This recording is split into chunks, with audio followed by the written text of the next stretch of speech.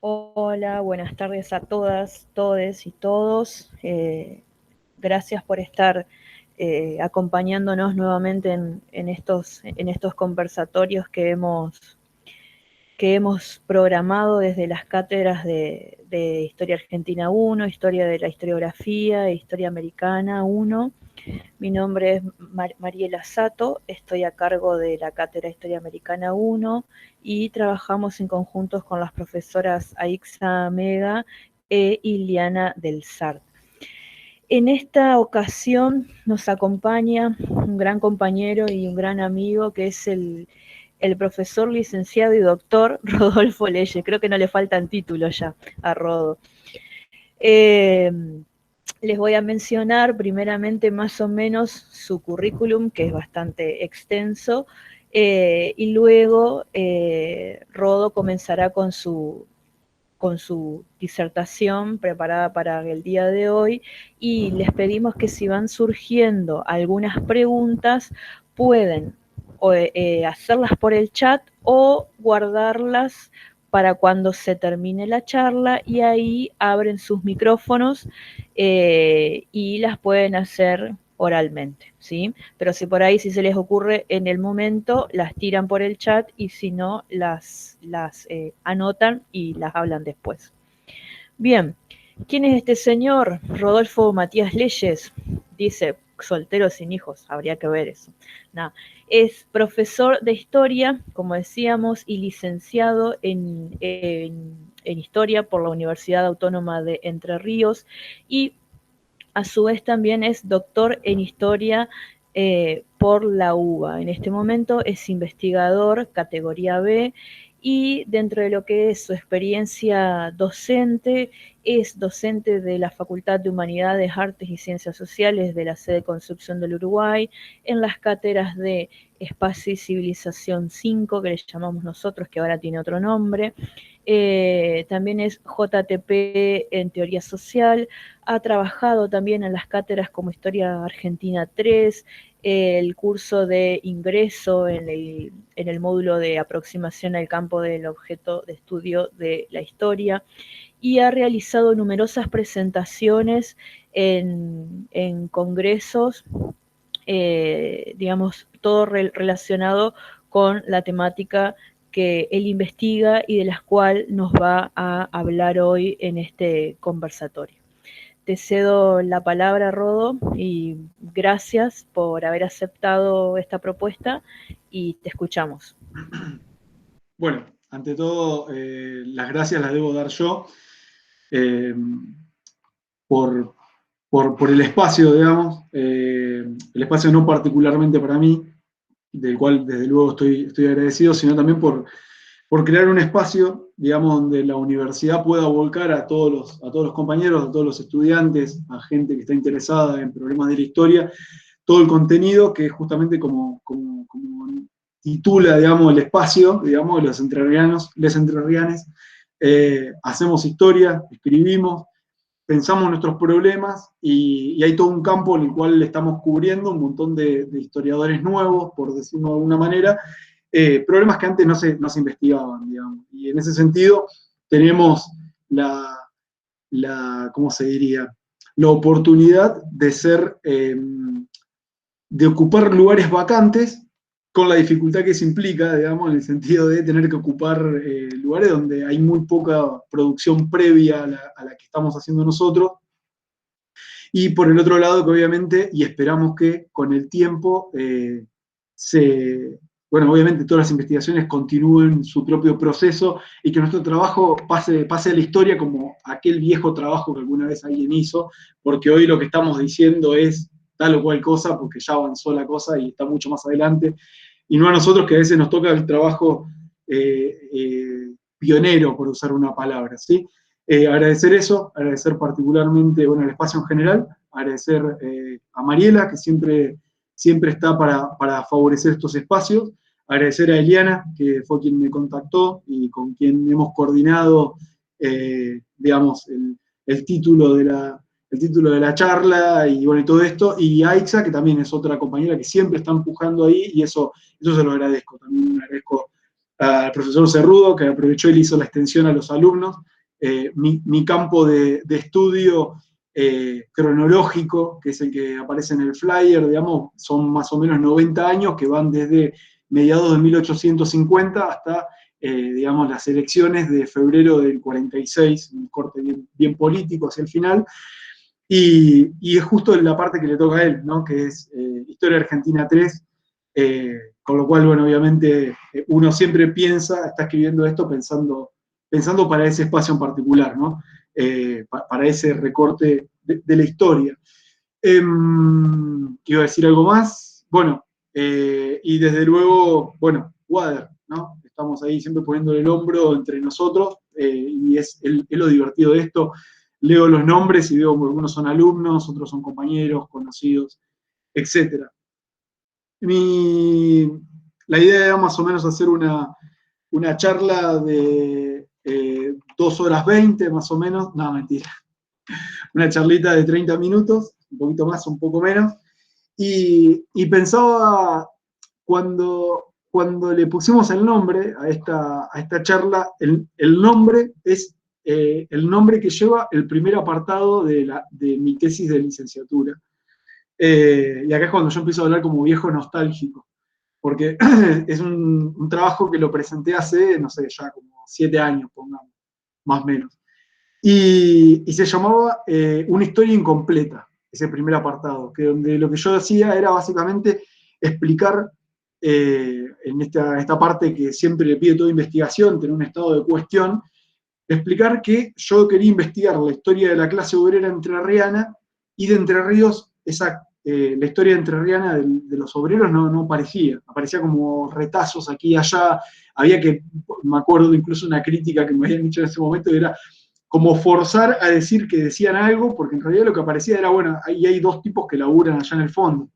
Y la verdad es que no aparecía nada. Era muy triste, digamos, no encontrar este tema. Entonces yo decía, bueno, es realmente una historia incompleta. Yo vengo eh, para los que no me conocen, yo vengo de una historiografía, yo soy marxista y hago una historiografía marxista, digamos. Y obviamente todos los marxistas, todos no, la gran mayoría de los marxistas, en particular en Argentina, fuimos influidos por toda la escuela del marxismo británico. Entonces yo venía con esa idea de Hobsbawm, particularmente, cuando Hobsbawm decía en un trabajo compilado, eh, decía algo así como que uno no puede escribir incluso historia de la clase obrera sin mencionar a la burguesía, sin mencionar a la otra clase, porque seguía siendo una historia incompleta. Él decía, mínimamente hay que decir que existen, que hacen esto, que se organizan aquí y allá, para dar un contexto, para explicar, porque la realidad es una totalidad. Y esa idea, que uno tiene una totalidad, yo decía, oh, miren qué loco cómo contrasta, ¿no? Entonces, preparando esta clase, esta intervención de hoy, dije, me voy a tomar un laburo que siempre lo tengo en la cabeza y nunca lo hago, que era agarrar y entrar a Google Scholar y buscar, Google Académico, y buscar Urquiza, la palabra Urquiza y libro, a ver qué me salía, ¿no? Porque era como una antítesis, yo te presentaba un sujeto colectivo contra un sujeto individual. Y le nombro algunos, ¿no? Porque son llamativos, clásicos. Urquiza y su tiempo, Urquiza y López Jordán, Urquiza, diputado provincial, Urquiza, empresario en medios de transporte, Urquiza, el colonizador, Urquiza, el saladerista, muy buen libro, por cierto. Urquiza, reseña biográfica, y acá vienen mis 2 favoritos, una machiruleada. Dolores Costas de Urquiza, esposa del capitán. O sea, la pobre mujer Dolores ni siquiera era ella porque estaba del otro lado. Y este es el que se llevó todos los premios. Era plantas cultivadas en el Palacio San José en vida del general Urquiza. O sea, la pobre planta ni siquiera era planta, lo importante de la planta era que había compartido el tiempo con Urquiza. Yo me imaginaba una secuencia así tipo, general, vamos a pelear a Casero, y el general diciendo, no, que tengo que revisar mis azaleas. Es un disparate, digamos. En términos históricos esto es un disparate, no tiene ningún sentido de nada. Es como plantear siempre usar a una figura como el sujeto de la historia. Y después todo el resto, bueno, está ahí a la vuelta de este tipo que es el sol, ¿verdad? Que es donde realmente orbitan las cosas. Entonces yo decía, bien, nosotros tenemos que empezar a hacer una investigación sobre la clase obrera, y empezamos muy de atrás, porque no hay trabajos realmente no había ningún trabajo específico. Lo que había, sí, sobre la clase obrera eran menciones sobre el periodo de la década del 20, donde aparecían 2 o 3 trabajos. Aparecía un clásico de María del Carmen Arnaiz, aparecía algo de Eduardo Sartelli, aparecía después trabajos de Ascolani, bueno, el ya para todos nosotros clásico trabajo de Elisa Balsecchi, pero de ahí para atrás no había nada, y de ahí para adelante, en general, si no terminaba con el peronismo, terminaba antes del peronismo. Incluso evitando hablar del peronismo o del golpe del 43. Entonces era interesante, digamos, ese periodo. Entonces nosotros empezamos haciendo un primer trabajo que decíamos, bueno, la clase obrera se puede estudiar desde 2 dimensiones.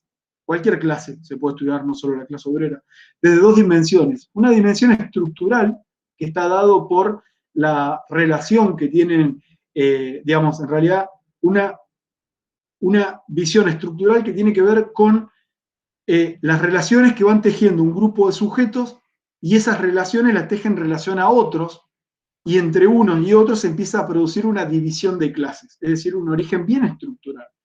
Dicho de otra forma, y más fácil, cómo se formó la clase obrera, y por omisión, cómo se formó la burguesía también.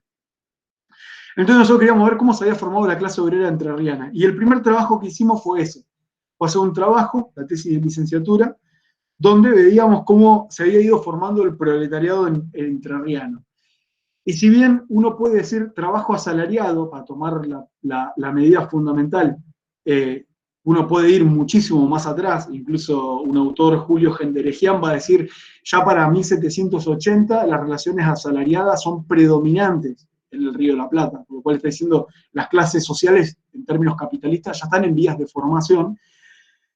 Yo tomaba otro elemento que era el otro elemento clásico para delimitar una clase, que era el conflicto, la lucha de clases. ¿En qué momento hay un grupo de personas que, entrando en determinadas relaciones sociales, se reconoce por oposición a aquel otro? Es decir, ¿en qué momento los trabajadores se reconocen como trabajadores y dicen, ojo que yo soy yo y vos sos una persona igual que yo, pero sos otra cosa?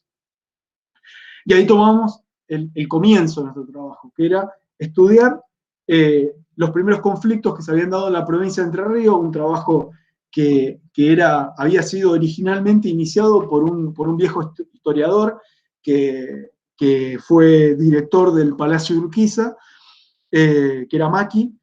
Entonces, a partir de los trabajos de Maki, nosotros habíamos encontrado las primeras referencias sobre huelgas en los saladeros de Urquiza. Y de ahí yo me fui a buscar el fondo documental y me encontré que esas que Maki había encontrado eran un par, y había varias huelgas más. Entonces, más o menos, con la poca documentación que teníamos, fuimos logrando, digamos, establecer más o menos una fecha, 1854. Y miren qué interesante la fecha, porque 1854 coincide con la fecha de probablemente la primera colonia o el primer intento de colonización, digamos, agrícola, exitoso, muy entre comillas, esto que digo, que fue la colonia Las Conchas, cerca de la ciudad de Paraná. Pocos años después, 3 años después, tenemos la colonización, digamos, lo que va a ser el inicio de la colonización formalmente para la historiografía por lo menos, que es la colonia San José. Entonces decía, ahí claramente hay un cambio, hay un proceso que se está iniciando en la historia, que tiene que ver con, bueno, se están desarrollando con claridad las relaciones capitalistas.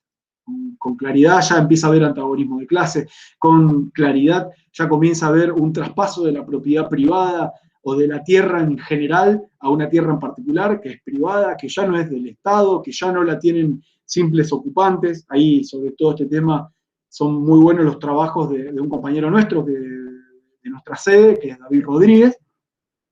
Entonces uno iba viendo cómo todo eso iba mostrando un periodo, diríamos, embrionario de la clase trabajadora, cómo la clase trabajadora se iba formando. Entonces la pregunta era, bueno, ¿cómo es la clase trabajadora entrerriana para aquel momento? Bien, es una clase trabajadora que es fundamentalmente agrícola, que tiene una clara estratificación, donde hay trabajadores que son permanentes, que van a trabajar en el agro de modo permanente, fundamentalmente en actividades ganaderas.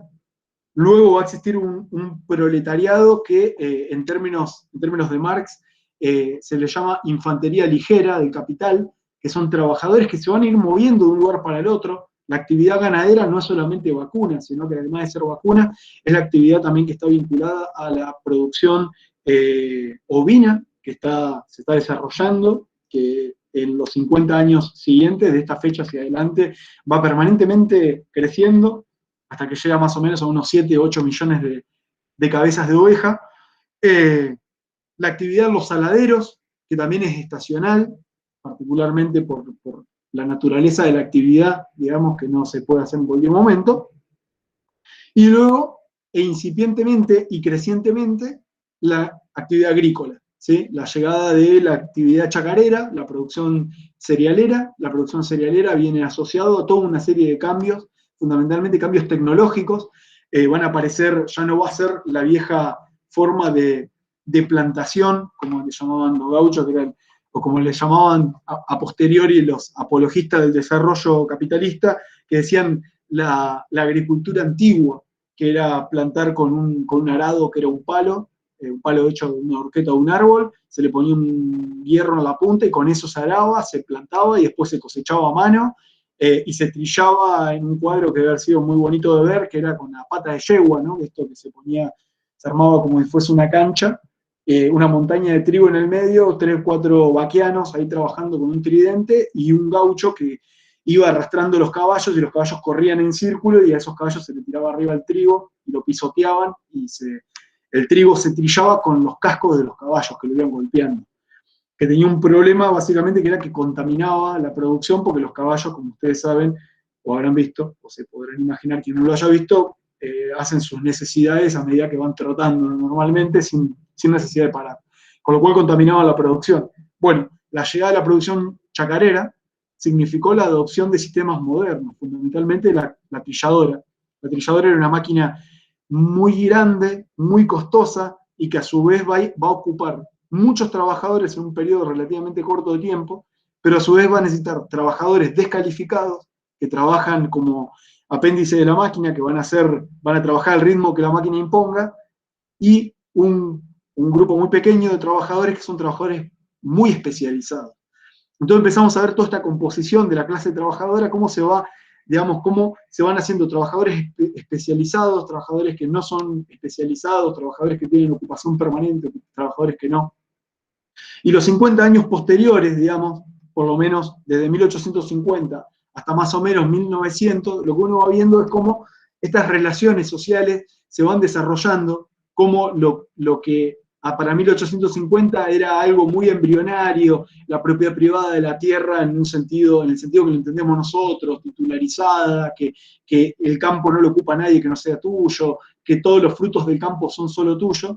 Hacia el final, hacia 1890, esto ya está consolidado, ya es así, ahí como prueba y muestra de esto, y les dejo ahí picando si alguien no tiene tema de investigación y tiene ganas de hacerlo, hacer un trabajo comparativo de ver el Código Rural, que fue la gran ley madre que organizó toda la vida de la campaña, lo cual para sociedades rurales como la nuestra era como organizar la vida en general, cómo fue evolucionando ese código de trabajo desde una regulación que era muy básica, que prohibía, por ejemplo, no sé, cosechar plantas medicinales de los campos, juntar la leña que estaba tirada al costado de un arroyo, cazar animales, que pasó de eso a una ley que regulaba el uso de la tierra a la vuelta de la vía del ferrocarril. Es decir, en el medio de eso lo que pasó fue la transformación lo que pasó en el medio de todo eso fue la transformación de un espacio que estaba yendo hacia un capitalismo, donde las clases sociales estaban en un proceso de formación, en un proceso donde ya está formada, y donde lo que hace falta es regular todas las relaciones. En ese contexto, hacia 1890, el mundo, y Argentina en particular, va a sufrir una gran crisis capitalista, que a nosotros, como siempre, en nuestra naturaleza, en nuestra condición de país agroexportador, es un país con esa característica, un país que ha vivido de la renta agraria fundamentalmente, la crisis del 90 la afecta con una caída de los precios agrarios, esa caída de los precios agrarios a una región como Entre Ríos, parte de la pampa húmeda, digamos, parte de toda esta avanzada agrícola, va a sufrir la crisis, la caída de los precios agrarios afecta no solamente a los chacareros, quienes muchos de ellos estaban endeudados, etcétera, en la adquisición de sus terrenos, sino que obviamente va a afectar a la clase trabajadora, que de repente se va a quedar sin trabajo, que va por primera vez a ver existir desocupación, hacer la desocupación una discusión pública que se va a poner, va a ser las primeras marchas en la ciudad de Buenos Aires y en Rosario, marchas de desocupados, 1890, miren si los problemas que hoy nos parecen novedosos no lo son, y probablemente eso fue el comienzo del cierre del proceso de ascenso social. A partir de ese momento lo que va a sufrir la clase trabajadora va a ser una de las primeras, si no me equivoco, la primera devaluación de la moneda argentina. Eso va a significar una caída del poder adquisitivo real, y eso obviamente impulsó una serie de huelgas, y con ese impulso de las huelgas se va a producir también un impulso de la organización obrera. Y va a ser hacia 1893 que vamos a encontrar en la provincia de Entre Ríos de nuevo manifestaciones obreras. En este periodo, y acá quiero hacer una pausa y una nota al pie, yo no encontré nada, lo que no significa que no haya existido nada. Lo que le estoy diciendo es, si alguien tiene ganas de investigar, bueno, ahí tiene un campo entero. Yo en algún momento espero volver ahí, pero me encantaría que alguien haga esa tarea por mí, así que se lo dejo ahí tirada la botella al mar. Pero hacia 1893 vamos a tener por primera vez una vuelta al movimiento obrero. Vamos a tener en la ciudad de Paraná se va a crear un órgano de prensa que muestra el grado de desarrollo que tenía el movimiento obrero en la ciudad capital, en manos de lo que van a ser futuros militantes del Partido Socialista. Van a crear un periódico que se va a llamar Primero de Mayo. Todo lo que tuvo que ver en torno a el 1 de mayo, la lucha de las 8 horas, va a generar un gran impulso, y ahí se está abriendo la segunda etapa del movimiento obrero.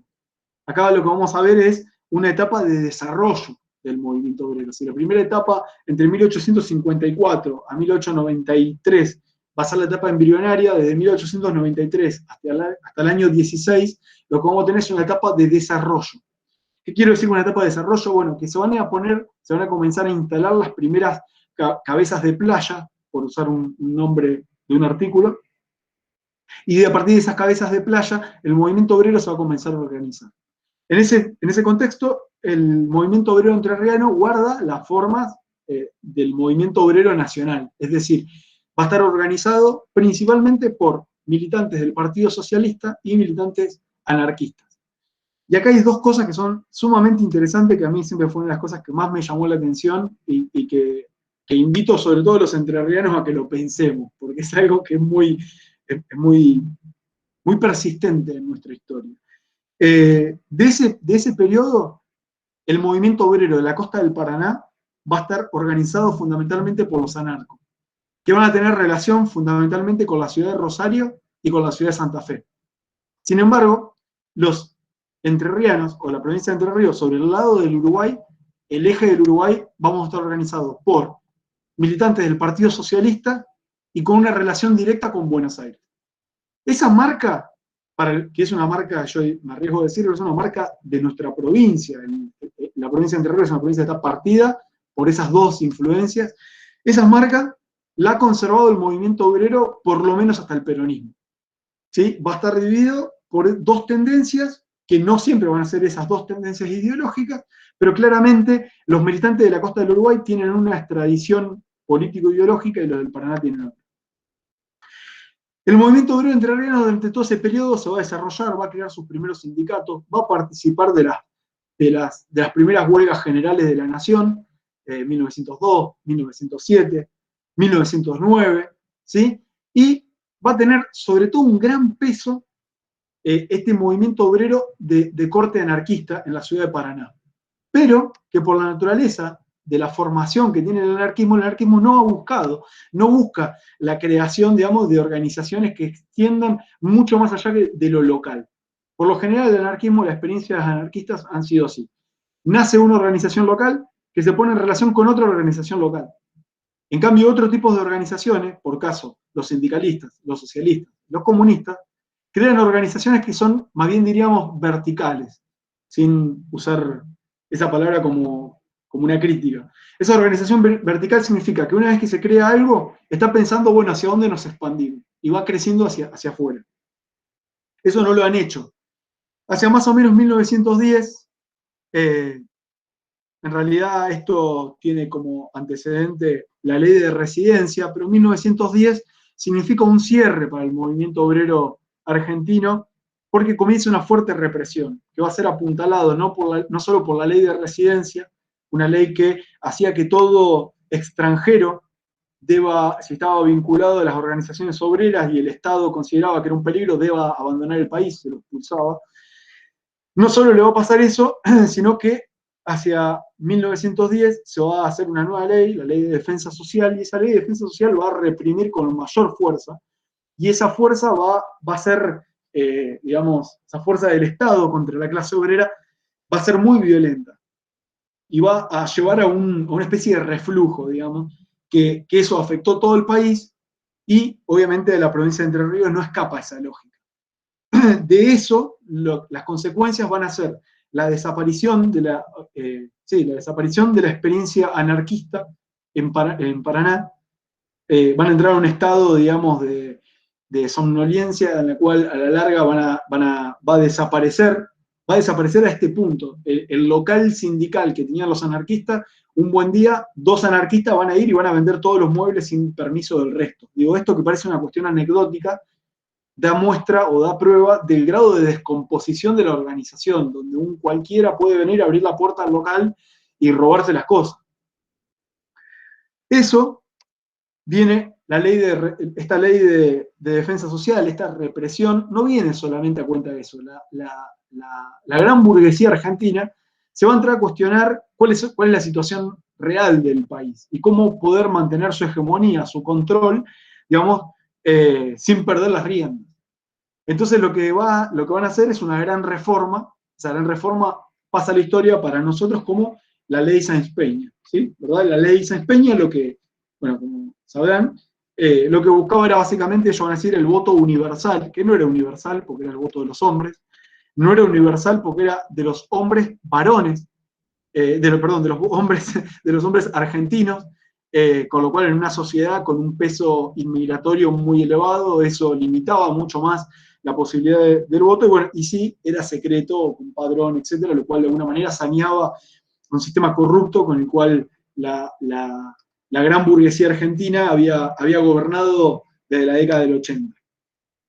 Pero ese proceso, digamos, lo que va a inaugurar es una nueva forma en la cual los partidos políticos se van a relacionar con la clase trabajadora. ¿Por qué? Porque básicamente la clase trabajadora, al ser mayoría, son votos.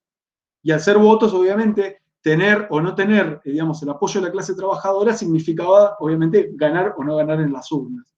Eso, a partir del año 16, en Entre Ríos dirías a partir del año 14, con los radicales, con la llegada de la Unión Cívica Radical al poder, significó toda una serie de cambios. Una serie de cambios en la cual el Estado va a no ser solamente un Estado represivo, que no era lo único que hacía hasta ese momento, siempre buscó la mediación, pero se apoyaba más sobre la represión. Con la llegada de los radicales, la idea de cierta negociación, de que el Estado busca institucionalizar, digamos, las relaciones obrero-patronales a través del Estado, se comienzan a desarrollar con mayor fuerza. Eso, acompañado con un proceso muy particular, una coyuntura muy particular, que es la coyuntura de, digamos, la Primera Guerra Mundial, y sobre todo hacia fines de la Primera Guerra Mundial, una interrupción del flujo migratorio a la Argentina. Esa interrupción del flujo migratorio a la Argentina significaba que a los chacareros llegado a la época de cosecha, o a los grandes frigoríficos llegado a la época de faena, y así cada una de estas actividades rurales que trabajan fundamentalmente por periodos marcados por el ciclo natural, iban a necesitar mano de obra que no iba a estar disponible, lo cual permitía a los trabajadores decir, bueno, ahora si querés que yo labure, me vas a tener que pagar más. Y eso inaugura una tercera coyuntura particular, que es la gran expansión del movimiento obrero.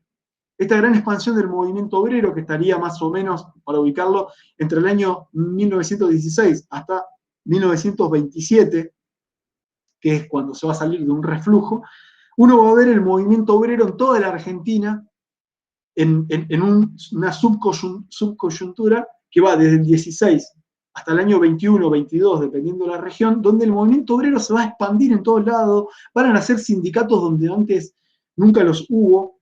Se calculaba para esa época en la provincia de Entre Ríos 180 sindicatos. Yo les digo, yo tengo un laburo muy fino hecho de contar los sindicatos por localidad, trabajando con diferentes prensas locales y con prensas locales comerciales y con prensas nacionales, fundamentalmente de Buenos Aires, y yo tengo más o menos contado 150 sindicatos, y antes de eso, la cantidad de sindicatos que había, que yo tengo contado, eran 8, para que tengan una idea del volumen, del crecimiento, la explosión del movimiento obrero.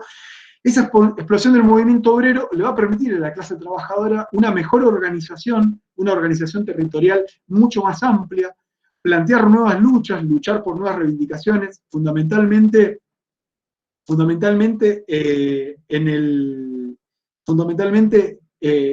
la lucha por las 8 horas, por mejoras de sus condiciones de trabajo. Vamos a ver hechos muy curiosos de este periodo de lucha, muy curiosos como la aparición de las primeras mujeres sindicalistas en la provincia de Entre Ríos, que se dedicaban a hacer giras de organización, viajar por el interior provincial, pasar las 1001, golpizas, noches en la cárcel, el descrédito, por usar una palabra educada, de los diarios burgueses contra esas mujeres que luchan. Vamos a ver grandes luchas, enfrentamientos armados, vamos a ver hechos únicos como, por ejemplo, el apresamiento de marítimos de Ibicuí, que iban a ser conducidos a la ciudad de Concepción del Uruguay, pero que cuando pasaron por Guasabilbaso, los ferroviarios cortaron las vías, dijeron de acá no pasa nadie, abrieron los vagones, los liberaron a todos. Hechos de ese tipo que son inimaginables. Hechos de ese tipo fueron abogados con una gran represión que a nivel nacional empieza en el año 19 con la Semana Trágica, de algunos hechos que probablemente todo el mundo conoce, o más o menos, son la Semana Trágica, la Patagonia Trágica, los episodios de la Forestal, Jacinto Arauz, Tres Arroyos, y nosotros agregamos, Entre Ríos agrega 2 o 3, como son, por ejemplo, Gualeguaychú, 1 de mayo de Gualeguaychú, que fue como la estocada final, los sucesos de Villaguay, tiroteo entre la Liga Patriótica y Obreros, termina con 2 muertos, lo de Gualeguaychú, a ciencia cierta, hasta el día de hoy no se sabe cuántos muertos hay. La discusión va entre 8 muertos y 35, más o menos, así que vean que el número tiene una amplitud seria, digamos, entre un número y otro número. Y después, escaramuzas aquí y allá, Villa Crespo, Galarza, Puerto Alvear, Concepción del Uruguay, Colón, Concordia. Entonces vemos cómo esta clase obrera crece de un modo explosivo, alcanza un punto de organización muy elevado, muy radicalizado, que es sofocado por la burguesía. Ese sofoque por la burguesía tiene 2 instrumentos. Esos instrumentos son fundamentalmente, uno, el propio Estado. Ahí tenemos la intervención de la policía y del ejército. El ejército responde al Ministerio del Interior, el Ministerio del Interior responde a Gómez. Gómez es el secretario, González es el ministro del Interior de Irigoyen, con lo cual tenemos ahí una vía irigoyenista directa. La otra vía es la Policía de Entre Ríos, que responde a Laurencena, o a Marcó, depende del momento que estemos hablando, que son radicales. Así vemos esa contradicción, donde los radicales, por un lado, buscan el voto obrero, por otro lado, si los obreros hacen más de lo que ellos están dispuestos a tolerar, represión, palo y a la bolsa. Eso va a significar un desarme del movimiento obrero, pero un desarme brutal, brutal. El conteo que yo tengo más o menos hecho es que se pasa de esta cantidad de más o menos 150 organizaciones, con su punto más alto en el año 20, a el año 24, cuando hay 7 organizaciones obreras en toda la provincia de Entre Ríos. O sea, literalmente se barre la organización obrera de la provincia de Entre Ríos. Ahí se ingresa en un reflujo. Un reflujo es un periodo donde la lucha de clases no logra revertir la tendencia a la caída, y ese reflujo llega al punto más bajo en el año 26. El año 26 tiene la característica de ser, por lo menos en cuanto a mi investigación, el año donde no hubo huelgas. Es el único año desde el año más o menos 1902 hasta el 46, el único año donde yo no tengo registrada una sola huelga. Si la hubo, puede ser. Yo no la tengo registrada. Ese año, independientemente si hubo o no hubo huelga, a partir del año siguiente se comienza a revertir. En el año 27 la situación de reflujo comienza a revertirse. ¿Cómo se revierte? A través de la llegada de organizadores, obreros organizadores que son enviados desde Buenos Aires y que van a comenzar a organizar la costa del río Uruguay. Gualeguaychú primero, en Gualeguaychú se van a encontrar que la represión era tan fuerte que nadie se quería acercar a los sindicatos. Estos obreros cuentan en las prensas sindicales que querían ir a organizarse, pero que hacían llamados, asambleas y no participaba absolutamente nadie. Y luego comienza a despuntar lo que va a ser el gran polo sindicalista, que es Concepción del Uruguay. Concepción del Uruguay pronto se va a organizar y pronto Concepción del Uruguay, sin necesidad de que vengan obreros de Buenos Aires, van a ir organizando todo el interior de la provincia. Todo este proceso organizativo va a tener como correlato un proceso igual, pero desde la ciudad de Diamante. Nuevamente, Diamante por la vía de obreros que llegan desde Santa Fe. Y Diamante va a ser anarquista. Y acá vemos nuevamente esto que habíamos visto a principios del siglo, cómo estas dos tradiciones se mantienen cada una en una costa. Pero el proceso organizativo se va a ir expandiendo lentamente hacia el interior hasta que, si bien en la década del 30, comienzo del 30, con la crisis, el proceso organizativo parece detenerse, a partir del año 32 toma una nueva fuerza, cuando estos dos polos sindicales, Diamante anarquista, Concepción del Uruguay sindicalista, deciden acercarse y conformar juntos lo que va a ser la Unión Obrera de la Provincia de Entre Ríos, la UOPER. La UOPER va a estar afiliada, miren qué llamativo esto, son sindicalistas y anarquistas y van a estar afiliados a la CGT, ¿sí? Pero la CGT, en el año 35, expulsa a los sindicalistas. En realidad los sindicalistas se terminan yendo, los invitan a retirarse, diríamos educadamente. Algo parecido hacen los sindicalistas con los anarquistas. Entonces se vuelve a fraccionar el movimiento obrero. En el año 34, 35, el movimiento obrero entrerriano está teniendo nuevamente un proceso de crecimiento explosivo. Y este movimiento de crecimiento explosivo tiene ciertas características particulares muy llamativas. Primero, se va a organizar fundamentalmente en base al proletariado rural, lo cual es lógico. Entre Ríos es una provincia rural. Ese proletariado rural va a ser, la base de ese proletariado rural son los estibadores, los obreros que cargan bolsas. Entonces, en cada estación ferroviaria se van a crear nuevos sindicatos. No solo eso, esos nuevos sindicatos se van a organizar, van a radicalizar su lucha y muchas de esas luchas van a terminar con un proceso de enfrentamiento que incluso en algunos casos van a ser muy violentos. Sobre todo a partir del año 35, cuando se los expulsan los anarquistas intentan crear una experiencia, diríamos, nosotros le hemos llamado de anarquismo tardío, de anarcosindicalismo tardío. ¿Por qué anarcosindicalismo tardío? Porque ellos intentan crear una organización anarcosindicalista con la lógica de la década del 10 o la lógica de la década del 20, cuando el Estado intervenía de una manera completamente diferente. Estos tipos van a las huelgas, las tratan de radicalizar y lo que termina pasando es que viene el Estado y los reprime. O bien viene el Departamento Provincial del Trabajo y dice a los trabajadores, vamos a negociar. Y estos tipos rechazan la intervención estatal.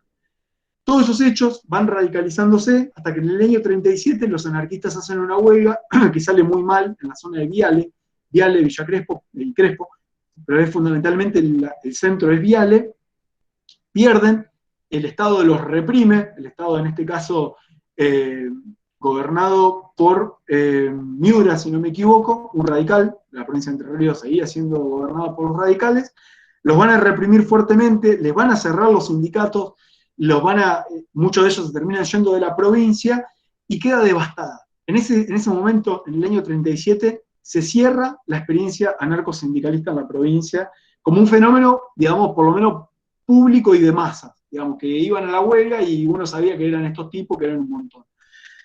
Ese proceso viene a ser reemplazado, diríamos, y un poco entre comillas, por los comunistas. ¿Por qué digo un poco entre comillas y por los comunistas? Porque los comunistas se venían desarrollando como una fuerza, y el sindicalismo comunista tiene sus propias particularidades. La primera particularidad es que los comunistas tratan de producir y de desarrollar un tipo de sindicalismo por rama de industria. Es decir, que lo van a crear que no van a armar el sindicato de obreros albañiles, sino obreros de la construcción. Y ahí adentro entran albañiles, los carreros de las obras, el carpintero. Entonces van a tratar de sumar muchos. Eso le da un gran poder de fuego. Digamos que uno va a negociar, no es lo mismo negociar con 200 albañiles que negociar con, por ejemplo, el Sindicato Único de la Construcción de Paraná, que eran 1.500 afiliados. No es lo mismo, claramente. El poder obrero no es lo mismo.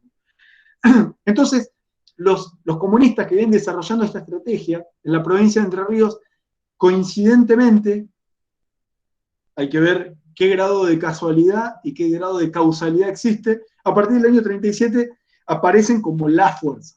Y esa fuerza tiene sede, de nuevo, a la costa del Paraná, principalmente en la ciudad de Paraná, la capital de la provincia. Mientras tanto, los sindicalistas, que siguen ocupando desde Concepción del Uruguay, tienen su bastión ahí, siguen dirigiendo formalmente el movimiento obrero, son reconocidos por el Estado a la hora de negociar, o cuando uno va y lee la prensa, y cuando se refieren al movimiento obrero, se refieren a ellos. Públicamente son ellos. Estos sindicalistas comienzan a hacer una serie de transformaciones que son sumamente interesantes para discutirlo porque marcan el cambio de transformaciones también en la conciencia obrera. ¿Cuáles son estas transformaciones? Bueno, básicamente reconocer que el Estado no solo existe, está ahí y está para negociar, sino que incluso puede beneficiar al movimiento obrero. Bien, ¿cómo lo beneficia? Lo beneficia a través de esta estrategia. Yo soy un grupo de obreros, vamos, queremos negociar, el Estado dice, no vayas a la huelga, llama a los patrones, y los patrones, quieran o no quieran, tienen que venir a la mesa. ¿Por qué? Porque si no, si yo voy a la huelga, tengo derecho a hacer lo que yo quiera, porque son ellos los que no quieren venir. Lo que está despuntando es una conciencia que comienza a reconocer que dentro del capitalismo se puede encontrar una táctica que me logra conseguir ciertos beneficios. ¿Cuáles son los límites de esa táctica? Que el Estado no se meta en la vida interna de los sindicatos.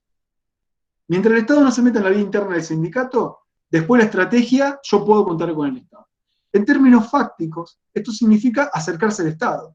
Bien, el Estado existe como una abstracción, uno habla del Estado. Bien, ¿quién es el Estado? Bueno, en este campo de la vida, el Estado era el Departamento de Trabajo. Bien, el Departamento de Trabajo en la provincia de Entre Ríos era ejercido fundamentalmente por los comisarios de los pueblos, con lo cual era acercarse a los comisarios. Pero los comisarios eran un cargo político, que eran designados por el gobernador, con lo cual era acercarte a comisarios que probablemente eran radicales. Dicho de otra manera, el sindicalismo se comienza a acercar al radicalismo. Y a través de los radicales, este sindicalismo, que ya no es revolucionario, que es reformista, va encontrando una veta por la cual consigue cosas. Todo esto en un contexto más general donde la provincia de Entre Ríos es una provincia que no recibe el influjo, digamos, del proceso de industrialización sustitutiva de importaciones, donde la matriz agraria de la provincia se mantiene en términos generales firme, una matriz agraria que cambiaron sus fuerzas productivas, los trabajadores son reemplazados por máquinas, aumenta la cantidad de desocupados, los desocupados deben migrar, porque no hay laburo en la provincia de Entre Ríos, y los desocupados que quedan son ocupados por el Estado. Entonces, de vuelta, la clase obrera vuelve a acercarse al Estado para conseguir algo, ya sea a través de los sindicatos, ya sea a través de su condición de desocupado. ¿Quién está manejando el Estado? Los radicales.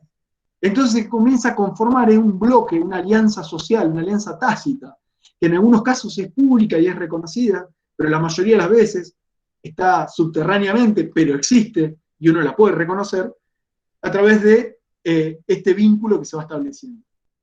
¿Qué juegan los comunistas en esto? Los comunistas juegan un doble juego. Por un lado, crear sindicatos propios, disputar el movimiento obrero, disputar la hegemonía de los sindicalistas, a ver si la logran tener ellos.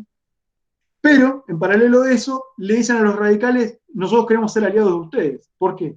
Porque la política del Partido Comunista desde el año 35 para el mundo y 37 para la Argentina era política de los frentes populares antifascistas.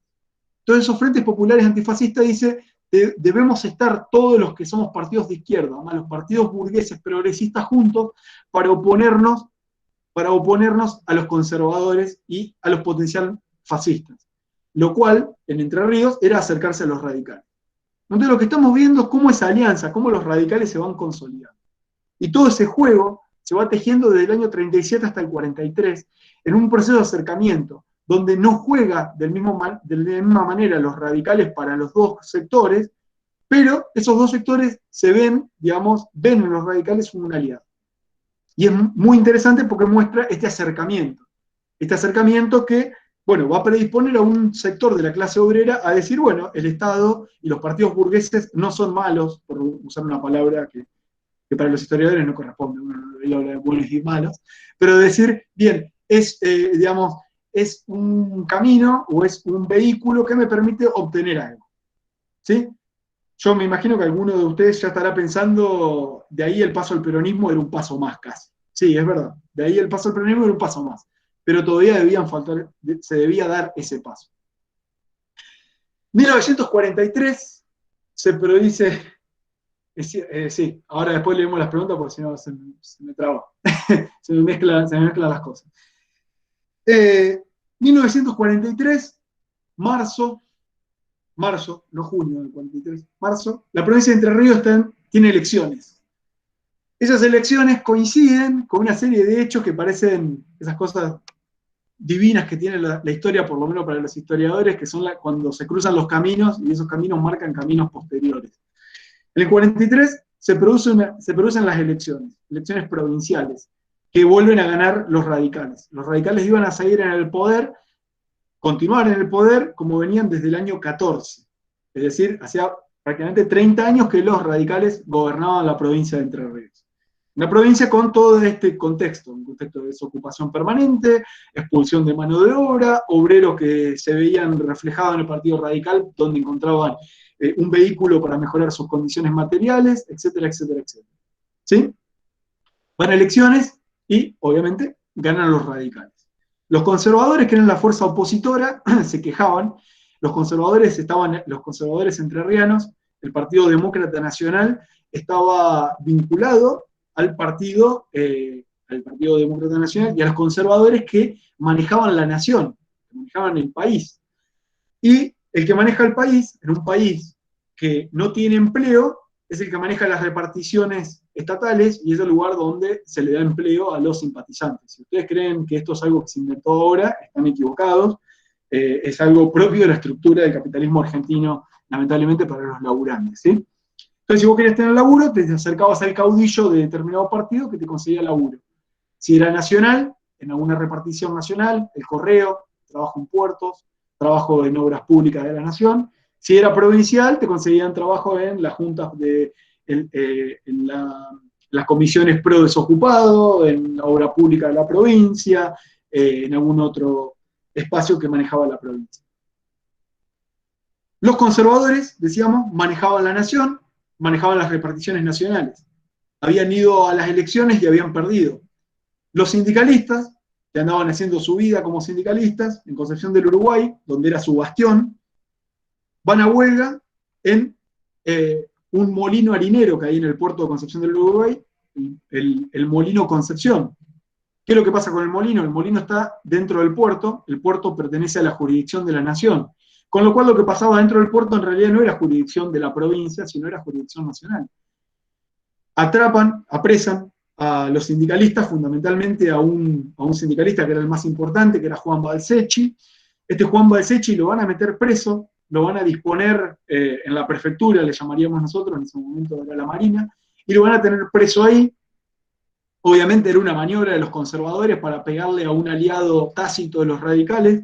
Es decir, acá estamos viendo perfecto cómo estas dos esferas que parecen normalmente correr en paralelo se cruzan, y en ese cruce, bueno, tiene su peso, digamos, lo que hay que pagar, el costo de esa alianza.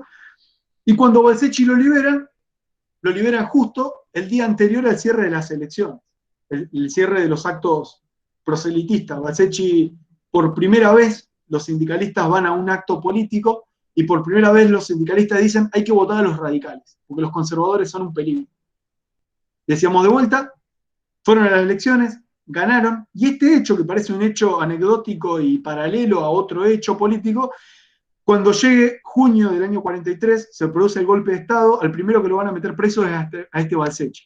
¿Por qué? Porque van a decir, este Balsechi es el vínculo entre el movimiento obrero y los radicales. Y es el vínculo comunizante, van a decir ellos.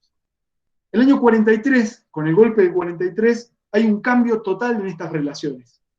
Este cambio total no tiene que ver con que se hayan transformado de fondo, sino lo que va a cambiar es la hegemonía burguesa. ¿Quién es el que maneja el Estado y quién es el que quiere manejar esas relaciones? Entre el año 43 y el año 46, que es, diríamos, la etapa embrionaria del movimiento peronista, que es el momento donde Perón pasa de ser un oficial del grupo de oficiales unidos, uno de los oficiales que van a producir el golpe de Estado, uno de los, claramente, y casi con seguridad, su mejor hombre, digamos, el hombre más plástico, el que tuvo mayor capacidad, mayor proyección política, mayor capacidad de maniobra dentro de la lucha política. Perón va a hacer dentro de esos 3 años sus primeras armas y bueno, va a producirse lo que se va a producir a partir sobre todo del 17 de octubre del 45, que es su aparición pública ya como el heredero de la revolución. Con lo cual, hablar de la revolución es hablar del tiempo previo al gobierno peronista, propiamente dicho, un momento donde Perón va a ensayar algunas estrategias. ¿Qué me refiero yo con ensayar algunas estrategias? Bien, se va a practicar esta idea de cómo rompe un nuevo gobierno para manejar el Estado, cómo rompe una alianza social previa. Es decir, cómo el peronismo va a ocupar el lugar que hasta ese momento ocupaban los radicales. Bien, ¿cómo lo van a ocupar? Bueno, lo van a ocupar a través del mecanismo básico de la construcción de la hegemonía. ¿Cómo se construye hegemonía? Se construye hegemonía a través de coerción y consenso. Palo y pan. Te pego y te doy algo a cambio. A través de ese mecanismo van a ir logrando haciendo todo un tejido. Bien, ¿cómo se hizo ese tejido? Bueno, los militares llegan, toman el Estado, la provincia de Entre Ríos va a ser intervenida, de la intervención van a ser desplazados los radicales. De esta intervención de la provincia de Entre Ríos y de este desplazamiento de los radicales, lo que va a pasar es que va a ir de la mano de apresar aquellos elementos que los militares consideraban enemigos del programa nacional que ellos tenían. Hay una discusión sobre cuál era el programa nacional, si había o no lo había, qué características tenía. Es un programa claramente nacionalista, es un programa claramente integrista, claramente corporativista, donde no es muy difícil decir que tenía muchísimas similitudes con el programa fascista italiano, fascista en el sentido clásico, ¿sí? No en el sentido, no quiero decir peyorativo, porque fascista siempre es peyorativo, pero digo en el sentido, no nazi, sino en el sentido de constituir una, como diría Perón, una comunidad organizada, una sociedad corporativa. Está muy claro ese modelo. En ese modelo los trabajadores existen, los sindicatos existen. La pregunta es, ¿cuál es el margen de libertad que tienen esos sindicatos? El margen de libertad que tienen esos sindicatos es el margen que el Estado les permita.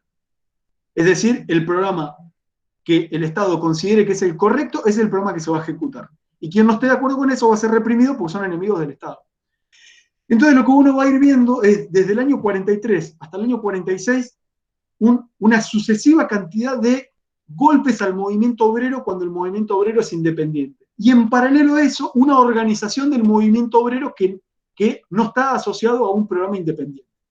Entonces tiene este doble movimiento. Juan Carlos Torres dice, este movimiento de pinzas, donde por un lado dicen, fomentemos el sindicalismo, pero por el otro lado dice, no ese sindicalismo. Ese sindicalismo no. Bien, ¿cuál es ese sindicalismo? Es el sindicalismo de la vieja guardia, por llamarlo de alguna manera. ¿Y por qué digo la vieja guardia y de alguna manera? Porque es el sindicalismo previo, el sindicalismo de izquierda. Es decir, lo que se viene a buscar hacer es romper esa tradición histórica de los anarquistas, los socialistas, los sindicalistas, los anarquistas, los sindicalistas, los comunistas, romper eso y iniciar una nueva etapa del sindicalismo. Ahora, esa nueva etapa del sindicalismo se construye con obreros nuevos que van a ser incorporados, pero con muchísimos viejos dirigentes que se van a pasar a ese programa. Y uno dice, y uno ya se imagina, ¿no? La mirada del izquierdista siempre dispuesto a romperse en otra parte nueva del movimiento de izquierda. Bueno, no, diciéndole, vos sos un traidor. Bueno, la pregunta es, ¿era un traidor o era el programa político que ese movimiento obrero ya lo venía manejando y desarrollando desde mediados de los años 30? Y están las dos cosas. Hay un movimiento obrero que ya va rumbo al peronismo, pero Perón no existía. Es decir, no existía nadie que quiera agarrar y decir, bueno, eso es lo que hay que hacer. Ahora, cuando apareció ese alguien le puso un límite. Entonces ahí vemos una relación, diríamos, antagónica y dialéctica, en la cual se construye un nuevo sindicalismo que viene de antes, pero que tiene características nuevas y que no tiene nada que ver con el anterior. Y ahí uno puede tomar un montón de elementos. ¿Cuáles son esos elementos? Hay muchos, yo voy a apoyarme en uno, que es me parece que es el más emblemático, que es el reemplazo de la bandera roja por la bandera argentina. Este movimiento obrero, va a decir, es un movimiento obrero, ellos dicen más o menos, propiamente argentino. ¿Qué están diciendo con propiamente argentino? Están diciendo que ellos no tienen nada que ver con la tradición anterior. Que no quiere decir que la tradición anterior no sea argentina, porque claramente era argentina. Lo que están diciendo es, nosotros no tenemos que ver con la tradición del mundo, con la tradición mundial. Nosotros inauguramos un nuevo modelo, que es nacionalista. Y a partir de ese momento uno empieza a ver todo un reemplazo y todo un cambio en la política y en la forma de construir política, construir los actos públicos. Y empieza a aparecer ese, digamos, ese blend, esa mezcla, esa mixtura que tiene el peronismo, donde incorpora tradiciones que son propiamente del movimiento obrero con elementos nacionalistas que parecen no ser del movimiento obrero. Hay un hecho que a mí me parece muy significativo, que es que en el año 45, cuando se empieza a organizar y a discutir las elecciones para llevarlo a Perón, para la campaña por Perón, se convoca en la Sociedad Rural de Concordia. La Sociedad Rural, o sea, vaya lugar de la oligarquía, diría el peronismo. En ese mismo lugar donde se organiza el peronismo de Concordia, no estoy hablando de cualquier peronismo de Concordia, en el mismo lugar, 20 y algo años antes, se organizó la Liga Patriótica Argentina para ir a reprimir a los trabajadores de Villaguay. Y entre un hecho y el otro hecho, parece haber una ruptura, pero también hay una continuidad. ¿Cuál es la continuidad? La continuidad es la disputa por la hegemonía. ¿Quién es el que manda en el país? ¿Y qué lugar le corresponde a los trabajadores? Mi trabajo termina en el año 46. En el año 46, el peronismo llega al poder y a partir de ese momento se abre una nueva coyuntura. Esa nueva coyuntura abre una serie de preguntas que están por responderse, por lo menos en clave entrerriana. ¿Cuáles son esas preguntas? Bueno, algunas de esas preguntas son, ¿qué pasó con este movimiento obrero anterior? ¿En qué medida fue incorporado al movimiento peronista? ¿En qué medida el propio peronismo no generó grupos peronistas disidentes? E incluso, cómo ese movimiento peronista fue luchando contra los trabajadores que estaban fuera del movimiento y cómo esos trabajadores fuera del movimiento se acercaron a los radicales o no.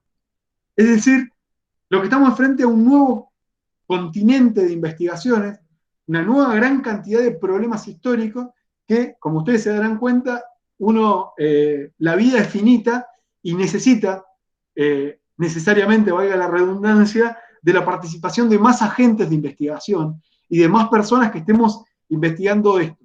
¿Para qué queremos saber esto? Porque esto responde a una serie de problemas que son de diverso tipo. Primero, ¿cuál es el lugar que le corresponde a la clase trabajadora dentro del Estado capitalista? Dos, ¿cómo se ejecutan los programas de dominación donde una clase dominante, a pesar de un contexto de pobreza consolidada, sigue dominando? Y tres, ¿qué es lo que debemos hacer para que esta realidad cambie?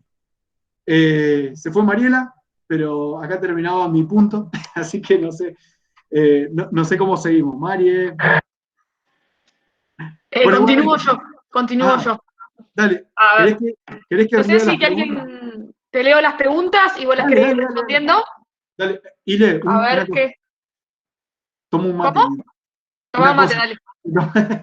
Te leo los comentarios acá. Pablo Melisa dice: el anarquismo vanguardista, siempre en todo el país y la provincia, siempre fueron los que iniciaban los movimientos revolucionarios más importantes. Ese sería su papel histórico. Luego debían continuar otros, pero no aparecía nadie y se los borró de la historia oficial. Juan, no sé si querés comentar algo de eso. Creo que es una opinión más que un hecho histórico en sí mismo. No creo que, o sea, a ver, la historia oficial, en la historia oficial entran las plantas de Urquiza antes que los trabajadores en general, independientemente si son anarquistas, peronistas o de lo que sea. Eso primero que nada. En segundo, tendríamos que discutir qué es revolucionario y qué no lo es. En mi caso, cuando yo investigué el caso del anarquismo entrerriano, que es el anarquismo de la Fora, uno no encuentra en términos fácticos algo que pueda decir, no, estos tipos son mucho más revolucionarios que lo que proponían cualquier otra tendencia. En realidad, de entrada, todos parecen estar peleando por lo mismo, que eran mejoras en las condiciones de los trabajadores, con lo cual todos hacían gremialismo. La diferencia era qué tipo de gremialismo hacía. Pero llamarle revolucionario, no sé, me cuesta. No digo ni sí ni no, pero me voy por un me cuesta. Y que no vinieron otros, estoy completamente de desacuerdo. Han venido un montón. Digo, dentro del propio peronismo hubo gente que creyó que el peronismo era revolucionario y le puso el lomo hasta donde le dio. La historia de los comunistas demuestra lo contrario, la historia de los trotskistas, la historia de los guevaristas, la historia de miles de trabajadores que han creído en la causa revolucionaria y continuaron y continuamos en la medida de nuestras capacidades manteniendo esas banderas en alto. Así que no estoy de acuerdo. Pero bueno, digo, es una discusión. Bueno, Gracias, acá Juan Manuel Migliarini dice que en Diamante había una escuela de anarquistas que funcionó durante la década del 20 y del 30 y quedó bajo el dominio de la provincia. Ah, mirá vos. Bueno, es un dato interesantísimo.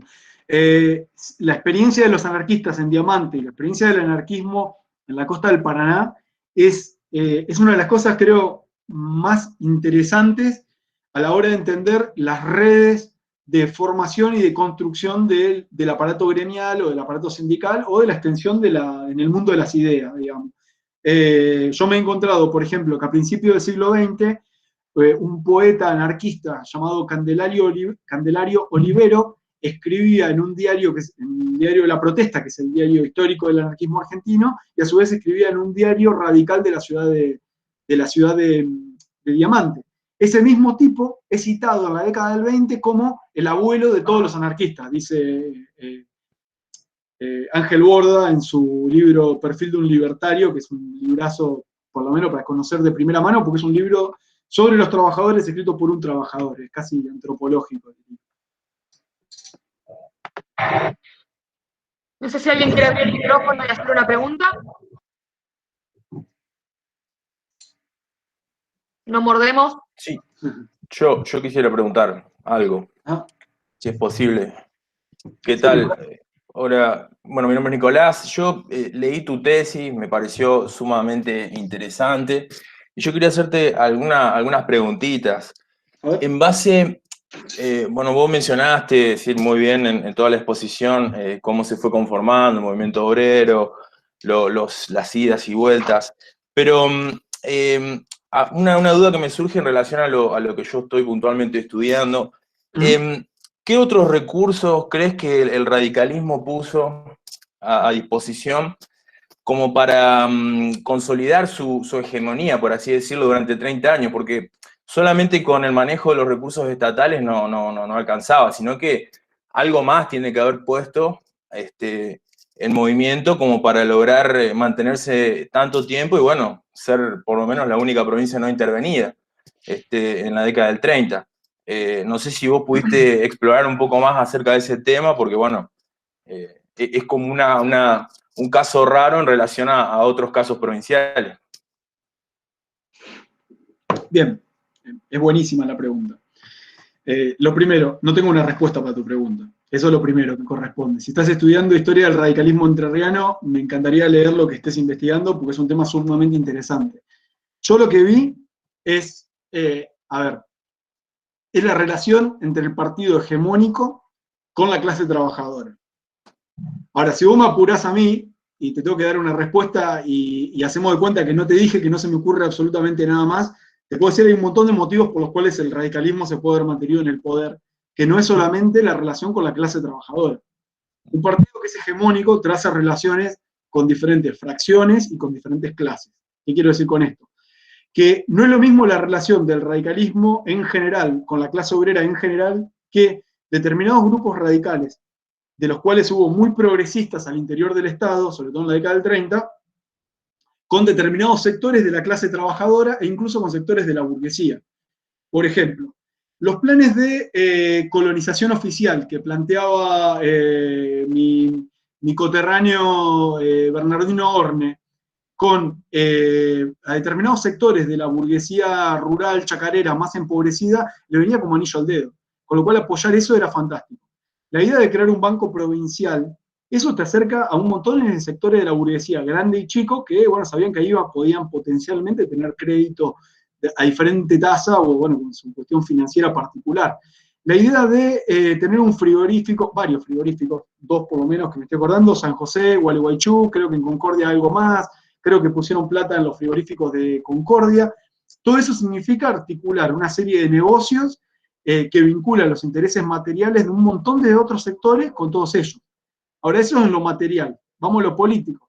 Bien, con la reforma de la Constitución del año 33, la mujer entrerriana tiene el voto. Tiene el voto. O sea, tiene el voto, ¿cuánto? 16, 26, ¿cuánto saquen la cuenta ustedes? 16 años antes que la mujer argentina en el resto del país. Digo, ese es un hecho donde automáticamente, digo, yo me imagino, me encantaría leer la prensa, no conseguí esa prensa de ese periodo, pero habría que ver La Vanguardia, por lo menos. La Vanguardia de esos años discutiendo eso. Yo me la imagino a Alicia Moró de Justo aplaudiendo con las 2 manos, saltando en una pata. Me la imagino porque digo, uno puede decir un montón de cosas de los socialistas, pero siempre tuvieron esa buena leche de creer que, bueno, la historia avanza en su conjunto y que, bueno, no es que son relaciones de dominación. Pero bueno, independientemente de eso, la mujer tuvo el voto. Eso es un punto para estos tipos. Digo, y después hay una articulación, que esto, si estás investigando ese tema, si querés después lo hablamos en privado, pero hay una articulación que es muy compleja, que es cómo dentro de este partido radical, cómo el radicalismo entrerriano, siendo mal llamado personalista, porque ahí están todos estos trabajos, digamos, a mí me acuerdo, me encantó el de Piñeiro, Elena, si no me equivoco, Elena Piñeiro, demuestra que ese universo personalista es una bolsa de gato que hay de todo ahí adentro. Bien, que dentro de ese personalismo, los tipos te lograron tener a un Miura, que te digo que Miura tosía y caía dentro del fascismo, pobrecito, y en la otra punta lo tenés a Santander, que tosía y caía dentro del socialismo. Bueno, y dentro de todo eso, el movimiento es amplio y entran todos, diría el general. ¿Sí? Entonces, digo, esa articulación entre esos sectores, digo, y poniendo 2 ejemplos, y de un tipo que era conservador y hacendado, un periodista progresista, estaban todos adentro. Eso habla de una articulación muy compleja en las relaciones políticos, que obviamente después tiene representaciones económicas, representaciones de leyes, bla, bla, bla, bla, un montón de cosas. Yo un par de cosas que después con el tiempo las fui incorporando, el problema siempre de los trabajos.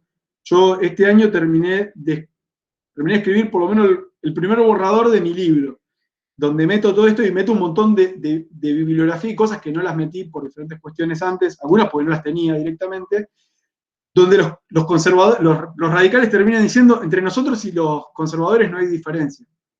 Y eso uno lo puede tomar de un lado y decir, son personalistas, son alvearistas, qué sé yo.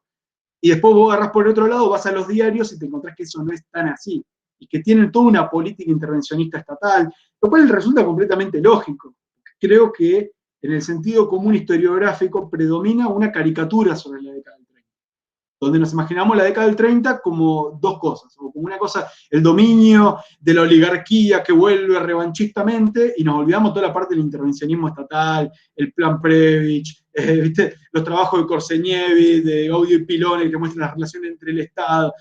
Te olvidás todo eso, y todo eso es fundamental, porque lo que te está mostrando es que la Argentina cambió, y que sobre ese cambio todo el mundo se adapta o muere, menos los anarquistas que murieron, que no se adaptaron, pobres, pero bueno, digo, pobres, o sea, es un experimento.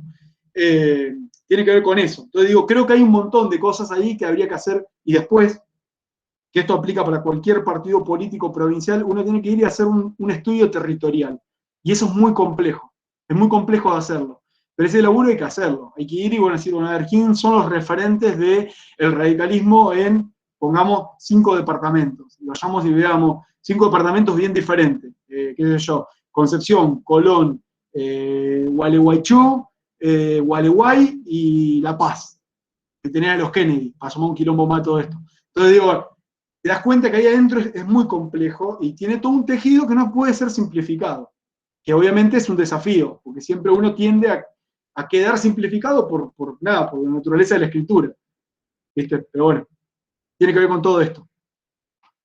No sé si te respondí, Nicolás. Bueno. No, sí, buenísimo, muchas gracias. No, por favor. Gracias a vos. ¿Alguien más se anima?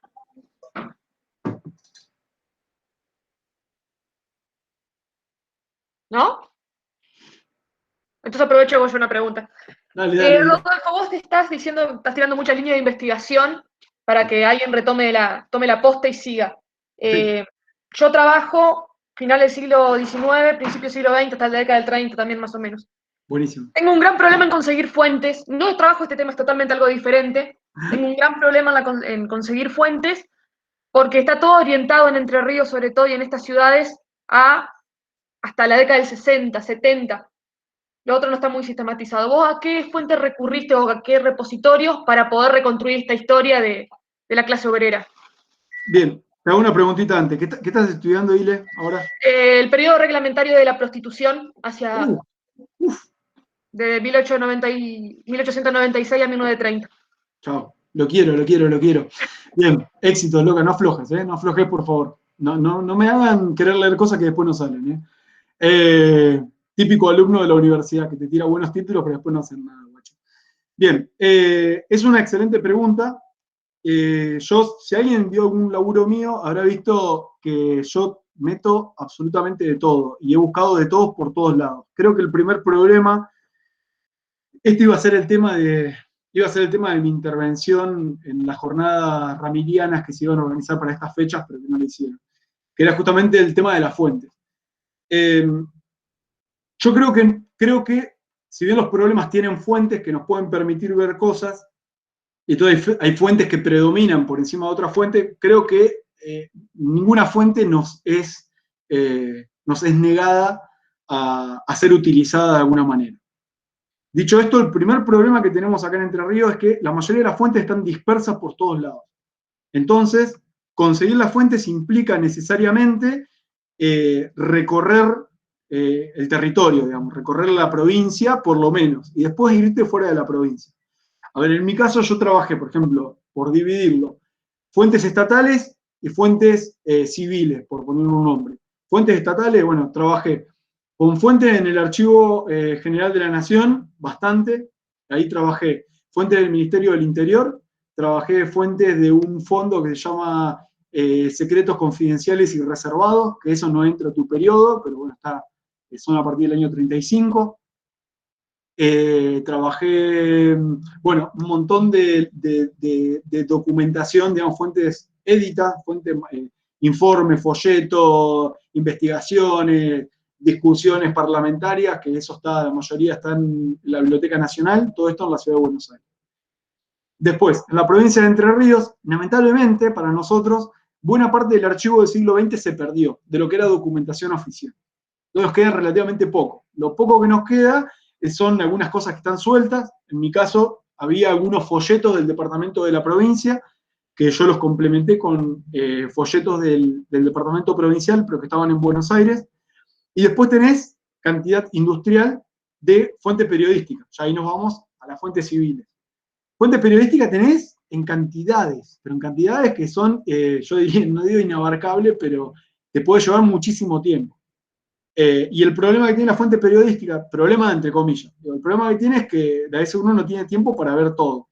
Y si no tenés fechas, en tu caso, que estás viendo un problema que está abierto, que vos todavía no tenés coyunturas, que no tenés subcoyunturas, que no tenés ni siquiera capaz una estructura armada, tenés, bueno, así más o menos unos recortes por ahí que son de corte político, cuando se discutió una ley, cuando se volvió a reglamentar, alguna cosa por el estilo, y tenés que ir y sentarte y revisar todos los diarios, todos los días, hasta que llegás a un periodo. Y ese laburo fue un laburo que yo me lo tomé.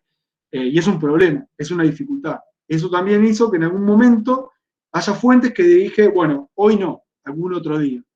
Entonces, por ejemplo, yo entregué mi tesis viendo, no sé, por ejemplo, La Protesta, que es diario, la mayor parte del tiempo fue diario para un periodo que estudiaba, era diario de 8 páginas. Así que se pueden imaginar que era ver todos los días durante 10 años, era una cantidad, digamos, inconmensurable, lo cual me llevó capaz que 4 meses, 5 meses ver todo eso. Después, ¿qué otra cosa me pasó? Me pasó que, por ejemplo, muchos diarios estaban en Paraná. Entonces ahí lo que hice fue algo que fue bueno, que lo recomiendo y que nos hace ser mejores seres humanos probablemente, que fue hablar con algún compañero que esté investigando un tema que sea de alcance provincial y decirle, che, bueno, ¿qué estás buscando vos? En mi caso, Clara Buoto, compañera de Paraná, amiga. Después, compañeros de militancia de Paraná, che, gurises, me hacen la gamba, van y me buscan 2 cosas, y se iban los gurises al archivo, buscaban ellos, y me mandaban, y después yo les mandaba cosas de este lado de la costa y se los mandaba allá. Pero lamentablemente tenés que revisarte. ¿A dónde vas a revisar? Bueno, archivo de los periódicos. La mayoría de los periódicos tienen su archivo, y si el periódico es viejo, lo cual suele ser la regla, tiene su periódico antiquísimo. El archivo del Entre Ríos acá en Colón, el archivo, qué sé yo, por ejemplo, de El Heraldo en Concordia, el Debate en la ciudad de Gualeguay, el Argentino en la ciudad de Gualeguaychú. Entonces ahí lo tenés. El diario, antes estaba en el Diario de Paraná, y hicieron ahí un convenio, y ahora lo tiene la provincia, lo cual eso ha sido un golazo, porque tenemos un diario que está en buen estado y que se mantiene desde el año 14, si no me equivoco, hasta avanzado. Entonces, obviamente es una dificultad, y uno siempre le va a quedar algo sin ver. Yo traté en mi recorrido, si no me equivoco, yo la última vez que lo conté, tengo diarios de 18 ciudades, pero para un periodo de 90 años. Con lo cual hay diarios que tengo, qué sé yo, tengo un diario de Villa Mantero, tengo 10 ejemplares para el año 25, y no tengo nada más, es lo único que tengo. Tengo un diario de San José, ahí tengo 15 años, entre el 15 y el 30, y nada más que eso. Eso estaba en el archivo del Museo de San José.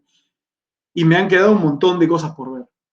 Pero como siempre quise hacer una historia provincial, que sea de la provincia, y no hacer una historia provincial que sea de Paraná, una historia provincial que sea de Concordia, me tuve que recorrer bastante. Y me ha quedado un montón sin ver. No he llegado a ir a La Paz, que me quedó pendiente, siempre quise y no pude. No pude ver si en Federal existió algún diario, y si existió cuál, y qué hay. Por eso nunca lo llegué ni siquiera a ver. ¿Y qué más me está faltando? De las cabeceras departamentales, capaz que Victoria. De Victoria tengo algunos pocos diarios, pero fueron cosas que estaban en otro lado y las levanté de Victoria, pero está todo suelto por todos lados. Yo a la fecha debo tener, no sé, 60.000 imágenes, en total todo mi archivo, lo cual es un problema porque no lo tengo subido a una nube, lo tengo en 2 computadores y en un disco extraíble. Y es la vida, ¿no? Eso es mi vida. Pero bueno, eso más o menos. No sé si te pude responder. Si querés algo más puntual, decime, te indico. No, está perfecto. Es justamente a lo que uno se enfrenta cuando empieza a estudiar cosas que no están estudiadas. Sí, entonces, ¿alguien más quiere preguntar? Y si no, damos por finalizado este encuentro. Yo quisiera hacer una última preguntita. Dale. Perdón. No, por favor. Una consulta en base a lo que estuve leyendo. No sé si vos pudiste profundizar un poco acerca de la mirada, por así decirlo, de la iglesia, puntualmente en Entre Ríos, entendiéndola como, vamos a llamar así, la gran rival o la gran contrera de la clase obrera comunista, la que englobaba, por así decirlo, en general. Vos lo mencionás en algunos pasajes, hablas del diario La Acción, por ejemplo, donde citás el que es el diario de la Curia, pero no sé si pudiste profundizar un poco más acerca de la estrategia de la iglesia, en especial en la década del 30, sí, bueno, toda su política de tratar de cooptar el movimiento obrero a partir desde otros canales. No sé si pudiste ver algo de eso y si nos querés comentar. Bueno, gracias por hacerme transpirar y seguir diciendo que hay cosas que no investigué. Ay, perdón. Dicho esto, nada. A ver, lo que me pasó con el tema de la Curia, hay un universo que yo lo he soslayado y no me sumergí, que es el universo de lo que uno diría claramente la derecha. Voy a poner un nombre genérico, ¿sí? Después podemos discutir más o menos. ¿Cuál es el problema de la derecha? El problema de la derecha, hablo específicamente de Entre Ríos, esto es propio y sobre todo la derecha en la década del 30 es un universo en sí mismo. Es un universo con sus diferentes planetas que orbitan diferentes galaxias, que es un quilombo. Y que hay cosas que, bueno, están todos metidos entre la Vía Láctea, sí, está todo bien, pero hay un montón de cosas. ¿Qué quiero decir con esto? Vos en Entre Ríos tenés claramente 2 grandes tendencias dentro de este mundo de la derecha. ¿Cuál sería esa 2 grandes tendencias? Bien, la derecha conservadora liberal, diríamos, la que es liberal en lo económico, conservadora en lo político, y después tenés una derecha corporativa o una derecha, diríamos, nacionalista fascista. Esa derecha, que es una nota al pie, aparece un tipo que el presidente de ese grupo después va a ser el secretario de Trabajo y Previsión de la provincia de Entre Ríos Qué buenísimo, decir, mirá, lo que fueron a reclutar, lo que agarraron el tacho y sacaron lo último que había, bueno, estaba este tipo. Dentro de ese tipo, dentro de estos grupos, todos estos grupos orbitan en general en torno a la iglesia. Pero ¿qué es lo que pasa con la iglesia? Que vos la iglesia también tenés subgrupos dentro de la iglesia. Entonces, dentro de esos subgrupos de la iglesia tenés que irte a ponerte a hilar mucho más fino a ver quién es quién. Y te doy un caso, por ejemplo, en el año 41 hay un debate parlamentario que yo lo meto en algún trabajo, donde se ponen a discutir y se acusan, es muy divertida la acusación entre conservadores y radicales, donde los conservadores acusan a los radicales de comunistas, los radicales acusan de nazis a los otros. Y el problema es que los dos están equivocados y los dos tienen una cuota de verdad. La cuota de verdad es que, bueno, los dos de alguna manera se están rozando con esos otros dos mundos. Y esos roces se pueden, digamos, discernir. Es decir, no, sí, efectivamente acá hay un roce. Después podemos discutir si es un roce, si tomé una birra con vos y nos fuimos cada uno para su casa, o tenemos una relación que es mucho más compleja y que esa relación no se ve. Todo eso implica nuevamente una investigación en sí misma. Yo eso lo veo, lo puedo citar, puedo indicar diario, la voz de Entre Ríos, de Paraná, es clarísimo. E incluso es muy interesante ver cómo esos grupos, es muy interesante la dialéctica o la relación que se traza entre esos grupos de la década del 30 con el surgimiento del peronismo. Es muy interesante. Y es muy interesante cómo todo eso después, por ejemplo, diarios, te doy un ejemplo. El diario Litoral de Concordia es un diario conservador, anticomunista, pero diríamos, no es católico. No es que no lo sea, pero el catolicismo no es una bandera que ellos levanten permanentemente. Ahora bien, ese grupo, cuando llega el golpe de Estado, lo celebra en una pata. Pasa lo mismo, ahí te veo notando, pasa lo mismo con el censor de Gualeguaychú. Pasa lo mismo, casi lo mismo. Esos dos diarios son diarios conservadores, diríamos entre comillas antiobrero, el censor es un poquito menos antiobrero, antisindical, no son antiobreros, son antisindicales, pero con el golpe de Estado lo celebran. Ahora, cuando dentro del golpe de Estado la figura de Perón empieza a aparecer, estos diarios se ponen en la oposición. ¿Por qué? Porque son conservadores, son conservadores lo más a la derecha entre los conservadores, pero no están dispuestos a entregar su programa político o entregar sus proyecciones políticas. En el caso de Gualeguaychú, Morro Bernard, nada menos, el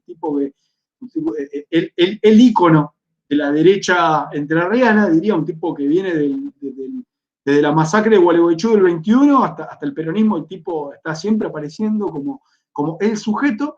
Bueno, este buen muchacho, obviamente, dirige el diario y él dice, no, yo no le voy a dar esto a un grupo oportunista.